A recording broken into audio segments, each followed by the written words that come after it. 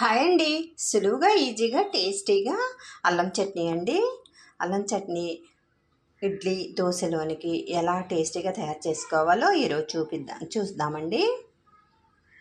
దానికి అల్లం అండి, చింతపండు కొద్దిగా తీసి నానబెట్టుకున్నాం, బెల్లం, ఎండుమిర్చి, మినప్పప్పు, కొద్దిగా మెంతులు, జీలకర్ర అండి. ఎలా తయారు చేసుకోవాలో ఈరోజు చూద్దామండి. ముందుగా స్టవ్ వెలిగించుకొని ప్యాన్ పెట్టుకోవాలి.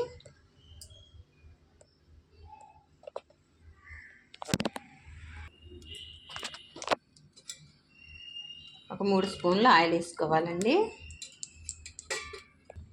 ఆయిల్ వేడెక్కేసింది. ఇందులోనికి 1/2 టేబుల్ స్పూను మెంతులు వేసుకోవాలండి. ముందుగా ఇందులోనికి 1 టేబుల్ స్పూన్ జీలకర్ర వేసేసుకోవాలి.